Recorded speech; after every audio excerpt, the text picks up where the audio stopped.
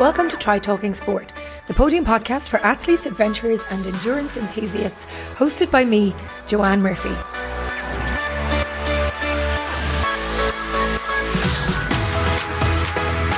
I'm recording the intro to this week's episode in the US after spending some time in San Diego last week with Mike Riley and his wife Rose before travelling to Tempe, Arizona to attend the Outspoken Women in Triathlon Summit this past weekend. The summit, whose theme was Leading from the Inside Out, completely exceeded my expectations on so many levels. From the pre-summit on Friday to the full day sessions on Saturday and Sunday, the welcome drinks on Friday evening and the Women in Triathlon Awards on Saturday night, we learned, were inspired, networked, made great connections and new friends, and were empowered, all whilst having lots of fun with athletes, coaches, industry leaders and people who embody the spirit of triathlon and wish to positively impact the sport for the inclusion of all. There'll be lots more to come from the summit in the next few weeks, but for this episode of the podcast, we're going back to race day of the Dublin Marathon. Now, this is the second of our KBC Dublin Marathon special shows celebrating the 40th edition of the marathon in our nation's capital. For those of you tuning in regularly, it's again a slightly different show than usual, but I hope you'll enjoy it nonetheless and be empowered and entertained by the enthusiasm and excitement of those I managed to have a chat with, in most cases, just a moment or two after they crossed the finish line. There are sound bites from this year's national marathon champions, Aoife Cook and Stephen Scullion, who both raced incredibly on the day and were so interesting to listen to in the post-race interviews. We also hear from previous podcast guests Valerie Fogarty, Kay-Anne Horgan, Colette O'Hagan and Ray O'Connor, as well as a few of the Blue Line runners and a number of other familiar faces on the running scene in Ireland who share their race day experience with us. Before we head across to the finish line, thank you to everyone who has posted reviews of the show to date and who's downloaded the show and shared it. We are at almost 9,000 downloads, which is absolutely fantastic. So please keep spreading the word and sharing your thoughts on the show. I really appreciate it. Right, let's go straight to Val and Kay-Anne as they get ready to head to the start line of the 40th edition of the KBC Dublin Marathon. First interview of the day today, down at the start line here. We're down at the baggage area. It's really, really noisy, really busy. The girls are drinking coffee. Kay-Anne and Valerie, my first interview of the marathon morning. Yay! Hi, Joanne. How are we? Excited? Excited. Yeah. Great to see you. Yeah. So unfortunately, I'm not racing, as we can see, even though you did decide to let the cat out of the bag in the episode. Yeah. We did try and bring you along. I know, but you've got a great crew here with you today. So what are you looking forward to most about this event, Val? Enjoying it, actually, because it's been a long year for us, and it's kind of nearly putting the finish to a great year for us. So just want to enjoy the atmosphere. I haven't done it with so many people, so I'm excited to be running with 22,000 friends today. Lovely, yeah, well, I guess, yeah. And Kay-Anne, the last time I saw you, you were just after crossing the finish line of Run Galway Bay. You did the double up. A little bit wet. Yourself and Mary. It was a little bit wet. But it's Ireland, and it was great training for Dublin, which is absolutely beautiful today. It's stunning today. And I've never done a big city event apart from the Ironman, but a big city marathon. So I can't wait to see all the supporters and the high fives and the kids and all the the banners hit here for power. All this, I can't wait to do all that. So Valerie, you've done Dublin before, though, haven't you? You've about raced 8 times, yeah. So. I love it. It's just there's just something about it that's special. It's the people, without doubt. So you guys are going running with one of the pacers today to keep you on track, Kay-Anne. I think it's the 4:20, 4:30. 4:30. We're going to try it, see how it goes. Yeah. And then everybody has disappeared as soon as I take the microphone out of the course. They're all at the door. They don't want to be interviewed. Yeah, Pat and Marion and the other lady that was with you as well. Laura, and Michelle is here as well. So you're all running together. With protein balls. Yeah. Nutritionists. Well, listen, hopefully we'll catch up with you at the finish line. Will. Best of luck. Hope everybody has a brilliant day. Thanks. Have a good day. Lovely stuff. Ready. We're down at the start line. You can hear Liam Moggan in the background here. I've just pumped into Gary McCrossan. I met him last week at the TI women's event. But Gary, looking forward to this event, even though you haven't had as good training as you thought you might have had coming into the year.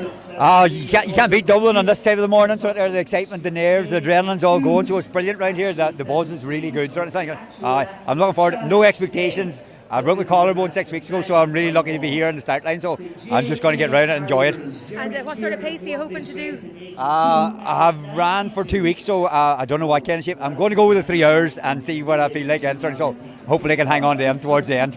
Very good. Well, I hope to see you on the finish line. We'll see you later. Thanks, Gary. I'll be at the finish line sometime, but I don't know what time. So Liam Moggan has been on the microphone all morning here at the start of the KBC Dublin Marathon. Liam, incredible scenes here. The biggest ever Dublin Marathon. 22,500 people running the streets of Dublin today. Wonderful. And while we can be attracted by the noise, it's really the silence of expectation and hope and motivation and nervousness and positivity. That's really the magic of it all. There's a balance between a buzz and a noise, and this silence of wonder really. It's a credit to everybody. I mean, the officials get deserved credit, but the cooperation of the athletes and the work that the athletes have done to even get here is remarkable, and it spreads beyond this. You know, they're running for people who are ill, they're running for charities, they're running for themselves. The Athletics Ireland National Championships are part of it. There's a story in everybody, really. And Jim Mockney and the organising team, they do some wonderful tiny pieces that make it work. And this year the Lord Mayor's Medal was awarded to a group of people, 13 who ran all, but also Billy Kennedy. Billy Kennedy has been at every start and finish that I have been at, and he's been at all 39 previous Dublin marathons. And just the little touches of acknowledging and rewarding those people, I think it adds tremendously to the day. It does, and of course it's perfect running weather as well today, Liam. I don't think we've ever had a day like this in the past 10 years anyway. There's never been a day like this. No, spectators rejoiced, I think it's 3 years ago, at the warmth of the day. A great day for spectators, not for runners. No. It has been chilly. I quoted some song there that the sky is, the sun is out, the sky is blue, there's not a cloud to spoil the view. There isn't a cloud, it's cold, it is very, but it'll be wonderful for the runners. And there's no wind. The dubs I gave credit to at the start, because the dubs come out in force. They're loud, they're generous, and they make it.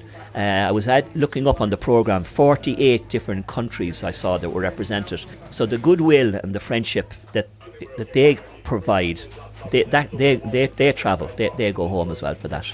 And you have a very exciting afternoon ahead now, because you're heading to the finish line to call home the winners.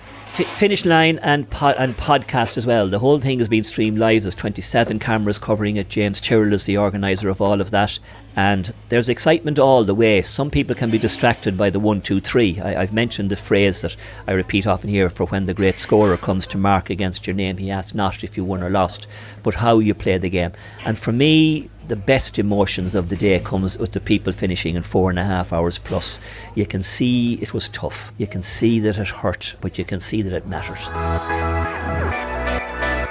What was the support like out on the course? Did Dublin come alive out on the course? Yeah, look, it did, and it sounds bad, but I ignored it for 20 miles. I have ego on my left arm, which is don't let your ego make you race people too early. I have hills, which is obvious reasons, and I have patience. And this was the first 20 mile, and then I have animal written on this side because that's for the last 6 miles. The crowd were brilliant. With 6 miles to go, they were.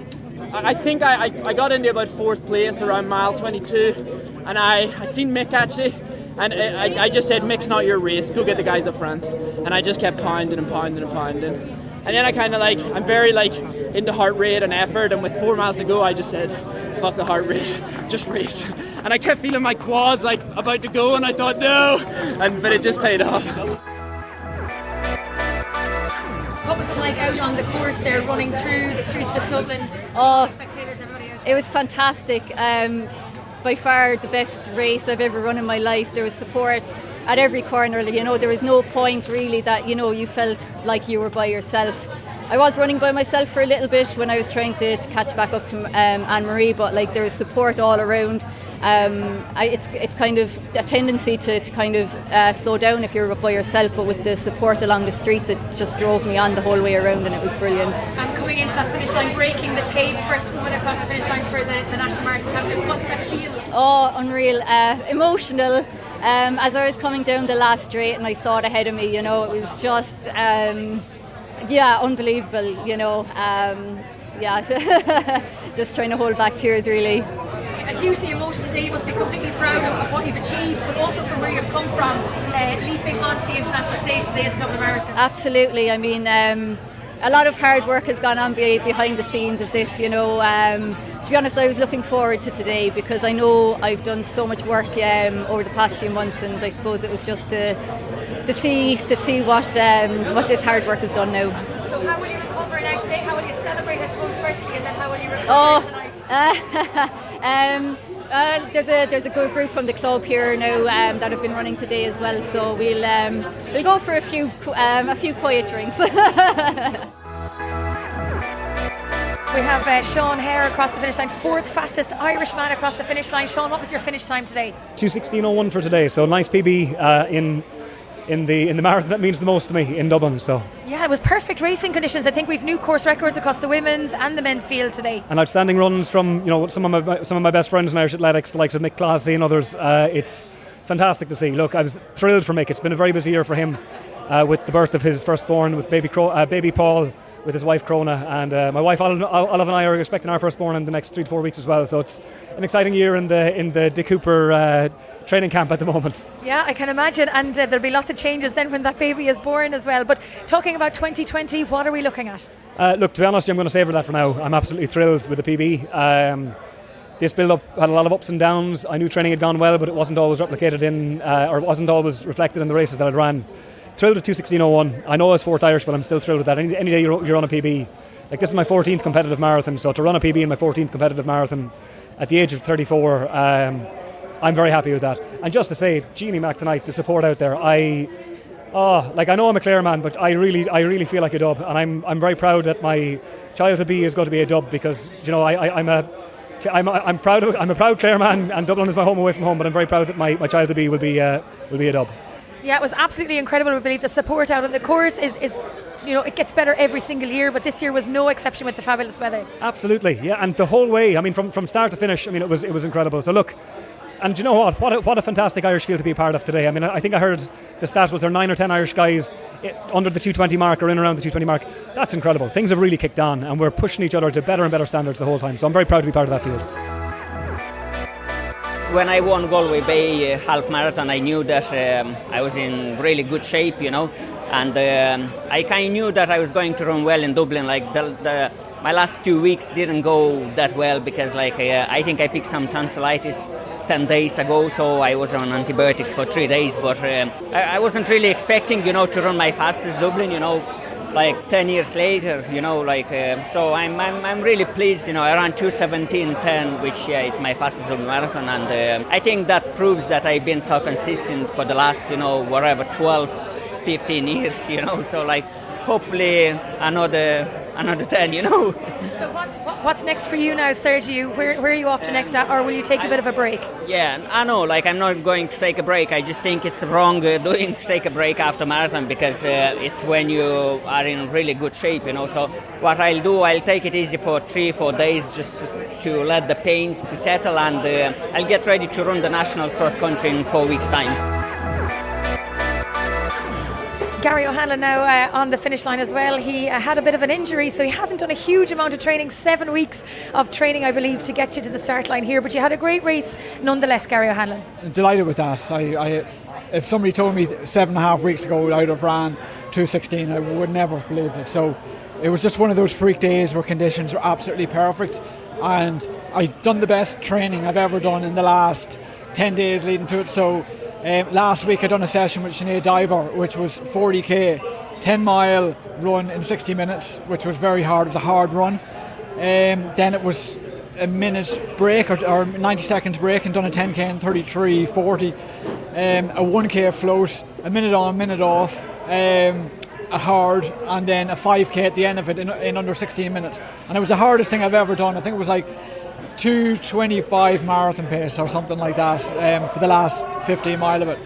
So that was hard. And then on Tuesday I done a hard tempo run, 7 mile, and then I done K reps on Thursday. And I wasn't really thinking of Dublin as a key race. I was thinking I'm back now 7 weeks. I'll run straight through Dublin. and then I'll target maybe another marathon a month later. And I didn't think I'd run that time. No, not in a million years. Some would say that maybe getting the rest that you had to take, that was enforced rest, might have been the best thing for you. Yeah, I think so. Like, as I said, I couldn't believe the time I ran there today. And do you have a number of athletes running as well in Dublin today that you're coaching? I had a good lot of athletes running there today, and so I'm going to check my phone now and get back to people and see how they got on and that then. But yeah, I'd say they'll all be delighted now, especially with the conditions. So what's next for you, Gary? Looking to 2020? I'm going to try, and I'm going to look for a fast time. I'll probably see. I was hoping to run 2:20 there and then go to Valencia next month and run 2:15, 2:16, but I've ran 2:16 already, so I might skip that and then go straight for Seville and try and run 2:13 there. Like, I definitely think I can run now way quicker than, after running that. I'm not in near shape. I'm 60% fit. I know. Well, listen, congratulations, and go and enjoy the post-race celebrations and the recovery. Gurmagh Gary O'Hanlon. So we're just back on the finish line here now, and I've bumped into the two men in charge of the Blue Line runners, Ian Redigan and John Burke here. So we're going to have a quick chat with the two lads, because they're standing here on the finish line looking like guards, because they are guards, but they're minding the Blue Line runners. So tell us a little bit about who they are and why they're doing the Dublin Marathon. Well, the Blue Line is where guards start at the race, and they form what is to the eye looks like a blue line. It's kind of tradition in some of the marathons all over the world, especially say the New York Marathon. That's happening next week, but it's usually a courtesy extended to the police force of the country wherever marathon takes place. And same here in Dublin, we've been doing it for the last 11 years. It started in 2008. Back then we had 20 runners started, and today we've got 110. I think we had 100 start, a few last minute injuries, and basically they're all different abilities, made in all different sizes as guards are. And we're just waiting here in the finish line to make sure every single one of them comes in. We're watching out for them on the course, and we'll wait till the last man comes. That's the way we are in the guards. Brilliant. And Ian, this morning before every single wave there was a blue line, and there was some guards as well running in their own athletics club kit as well. So there is a guard athletics club here in Ireland, but it's not just the guards, it's the PSNI as well form part of that blue line. Yeah, there's about seven PSNI people were told this year. But it's absolutely fantastic that they're extended a courtesy to be part of the marathon, and it ties in lovely with it running in our nation's capital to have the blue line runners here with us today. Brendan, you've just come across the finish line there. I'd say you did probably a 3:10, did you, or was it below it? 3:09:30. 3:09:30, fantastic running. How was it? Tough, it got very tough out there, yeah. Just from 30k on I started to struggle. Went out for 3 hours and just died. But fabulous running conditions today. Conditions were perfect. Got a little bit warm, but look, you're not going to get a better day than that. That's for sure. Well done, congratulations. Thanks very much, man. And I've just spotted Mick Rice has come across the finish line as well. He was in the first wave this morning. Mick, what sort of time have you done today? I think I did about 3:10. Much better second half than first half. Really enjoyed it. Such a fabulous event. The sunshine, the crowds, the encouragement, young and old. This event just gets better every year. It's absolutely fabulous. A pleasure to be here. Gary Reinhardt has just crossed the finish line. He's a 3:40 pacer here at the Dublin Marathon. He's here with his grey t-shirt and his balloon. Gary, how many people had you running with you today? I'd say about 150 to 200. Great group. And we kept them together the whole way. And did you make it in on time?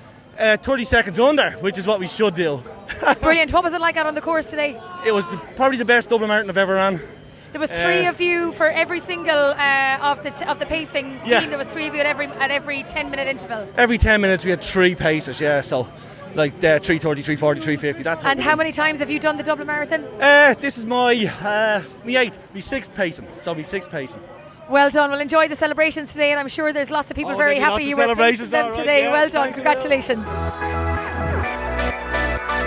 Live on the finish line here with Ray O'Connor. He's just crossed the finish line. I don't know what time he's done. I don't think he even knows himself what time he's done. But Ray, how was the Dublin Marathon for you today? I have to say it was absolutely amazing. I mean, the crowd out there, I've never seen anything like it. I've done London and New York a lot of times, but I tell you what, the noise in that crowd there got us too. The weather was absolutely spectacular and the course was just amazing. The colours and look at the atmosphere. I mean, you can see the finish here. It's an incredible event. Fourth biggest in Europe, it deserves to be the biggest. KBC Dublin Marathon 2019 is absolutely the number one race to do. I just loved it. How was the course for you, Ray, out there? Was it tough at any section, or were you happy enough cruising along? Nah, it was fine. I didn't get the time I was hoping for, but look, the girl I was pacing, I sent her off and hopefully she got the time, but I let her loose at mile 21. She was flying, so hopefully she got it. Hey, it's just a number for me, another one done, and I'm really, really happy to be here, you know. So Ray, what are you going to do next? Because this was number 171 today. So what's going to be next? 172? What have you got your eyes on? So next weekend I'm going to Gloucester and going to do a 24-hour track event, hoping for another 100 mile. We'll see. Today's time doesn't really suggest that I'll be able to do that, but sure, hey, it's all about running and it's getting out there and it's doing it. I mean, this is the best sport in the world, guys. No. And Ray, we spoke yesterday about what you'd have for your breakfast today. Did you have a fry for your breakfast? Yes, I certainly did. 1 sausage, 2 rashers, egg, beans and white pudding. Well, listen, that's just reminded me that I haven't had my breakfast yet and I don't even know what time of the day it is. That's Ray O'Connor there from Run Ireland, just crossing the finish line here of the Dublin Marathon. Michael Ferry is running as part of the Garda Blue Line team here at the Dublin Marathon, 70 years of age and 73 and a big half. He said, I didn't want to be rude and say he was older than 70, but he doesn't look older than 21 to be fair. So he's a retired guard, and I believe he's just after coming in sub 4 hours here in Dublin. Mick, an incredible run from you today. Thanks very much, thanks. I did my best, but it's 23 years since I did a marathon and the legs were gone halfway. So it was a matter of getting home. Somebody told me that you were on the detail with Mary McAleese when she was president, and you used to go running around the Oris. They were my good days. Myself and Martin ran the daylight out of ourselves. Yeah. And did you enjoy it today, Mick, or were you under a bit of pressure? I was under pressure from the first mile. Age caught up. Age caught up. Well, you're looking good crossing the finish line. The lads have been here waiting for you. So what are you going to do next now? Are you going to do another marathon? Well, I'm going to take on Khashoggi. I must get a pair of house runners. Mick, it's all about you today, though. So sub 4 hours, absolutely brilliant. That's a new Garda record, Mick. That'll never be broken in our lifetime. 73 years of age, breaking 4 hours. Fair play to you. Yeah, absolutely fantastic. I can see a lot of the guards are around here now this afternoon congratulating Mick. So they're all around here congratulating Mick crossing the line. So thanks, Mick, for joining us. Thanks to the lads for giving us the nod that the 73 and a good half-year-old was just about to cross the line. Okay, so I've just literally seen Kayanne, Marion and Valerie cross the finish line. We did chat with them this morning before the race started. 4:27 the time on the clock, girls. Are we happy? We are delighted. Ask this woman. Joanne, thanks so much. You've been there in Youghal, you've been there in Galway, you've been there in Dublin. My third marathon, best time ever. Thanks so much, but thanks to Kayanne and Val. They are such coaches. They have a career in coaching. We had the best fun. We had the best fun. It was amazing. Joanne. So I heard you were collecting high fives from people. There was a rhinoceros or something, Kayanne, was there? I got a rhinoceros, a fireman, a man in a kilt, a fire officer, a guard. And I think I'm going to be arrested for harassing the supporters, really. Yeah, especially the children. I love it. Val, what number marathon was this for you? Because I know when we spoke on the podcast, you had done quite a number. I've forgotten what the number is now, but what number is this? 112 today. 112 today. Wow, that's absolutely incredible. The three of you are absolutely buzzing. Yeah, we loved it. It was fun. It was lovely. I haven't run Dublin since it was 14,000 people, and there's just no words to describe it. You know, all the way for 26 miles. It's incredible. The support. Exactly. Great fun out there. Everyone was in great form. The weather was great. It was lovely. We knew when we did Galway, 32, 34. We said, look, we have another 8, another 10 left in us. But I'll tell you, with 10 out there to go, Joanne, you need your friends. Yeah. You need your friends. And they have been brilliant. Joe Delaney, 100 marathon done here in the Dublin Marathon. How was it today? It was pretty good. Conditions were perfect. Paced myself nicely. Look, any day that God lets you get out of bed and run is a good day. Today is a really good day. What did you think of the course and the spectators today? Spectators were powerful as they always are. The course was beautiful, sunny day in Dublin. What could be better? I know this is your 100th marathon today, but how many times have you done Dublin before? This is my 7th time. Yeah, it gets better every year. Absolutely, running with the Garda Blue Line. Well, listen, congratulations, Joe Delaney. Well done. 100 marathons completed just on the finish line here. We've just caught up with Sinead from Galway City Harriers. Sinead has just run a PB crossing finish line here in Dublin. How did you get on overall? It was a fantastic run. I was delighted with it. It's a 12-minute PB, but today I'm running for Avon's Pink Tie. We've saved our fundraise 4,500 for a very worthy cause for our friends Sarah and Ambrance Conboy and their little daughter, 3-year-old Millie. So That's absolutely that's fantastic. So she was our inspiration. Bit of an emotional finish line, really. Yeah, Sinead. we're delighted to get to the other end. If she's has a fight in her hand, so she kept us going.